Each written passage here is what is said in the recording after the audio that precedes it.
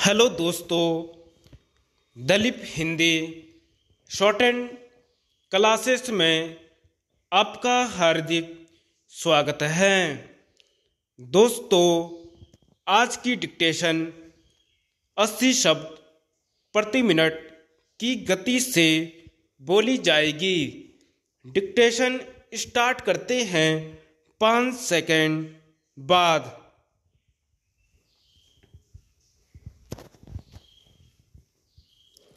महोदय, सत्य की लड़ाई के लिए सत्याग्रह जारी है और यदि में सत्य के प्रति सम्मान है तो हमें स्वीकारना होगा कि केवल हिंदी ही वह भाषा है जिसका हम राष्ट्रभाषा के रूप में उपयोग कर सकते हैं।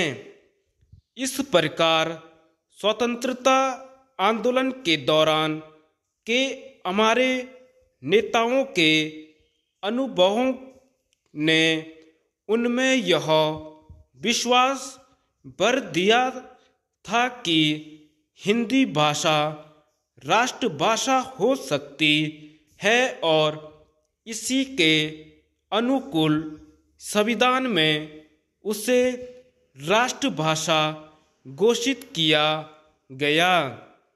इस प्रकार हमारे नेताओं ने अपना दायित्व पूरा किया है।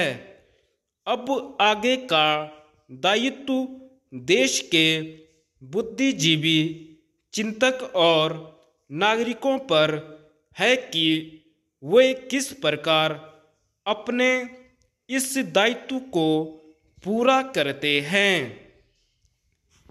शिक्षा और संस्कृति से मैं लंबे समय से प्रत्यक्ष रूप से जुड़ा रहा हूँ। इस जुड़ाव के कारण मुझे यह अनुभव होता रहा है कि हमारे यहाँ हिंदी का काम कम होता है, बातें अधिक होती हैं। अब जब बात अधिक होती है तो दूसरी भाषा के लोगों के मन में अपनी भाषा के अस्तित्व के प्रति एक बहस सा पैदा होने लगता है। मुझे लगता है कि इस स्थिति को बदला जाना चाहिए।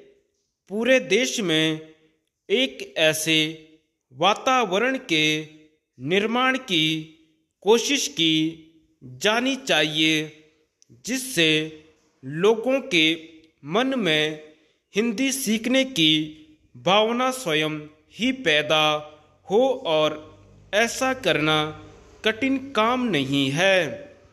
मैं समझता हूँ कि इस काम को करने के लिए 2 कार्य तेजी से किए जाने चाहिए। पहला तो यह कि हमारे देश की अन्य भाषाओं के साहित्य का अनुवाद हिंदी में उपलब्ध कराया जाए।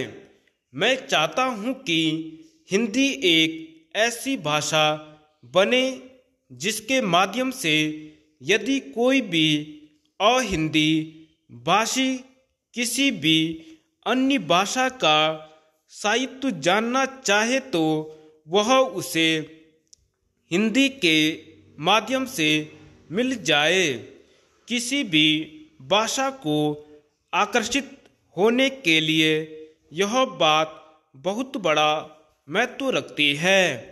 आप लोगों को मालूम ही होगा कि जब देवकी नंदन जी ने चंद्रकांता संतति लिखी थी तो इस रचना को पढ़ने के मोह के कारण अनेक लोगों ने हिंदी सीखी थी। यह बात बंगला साहित्य के प्रति भी देखी गई है और मुझे लगता है कि हिंदी भाषा को देश की संपूर्ण भाषाओं के साहित्य का माध्यम बनाने के बाद फिर से लोगों में इसके प्रति आकर्षण बढ़ेगा।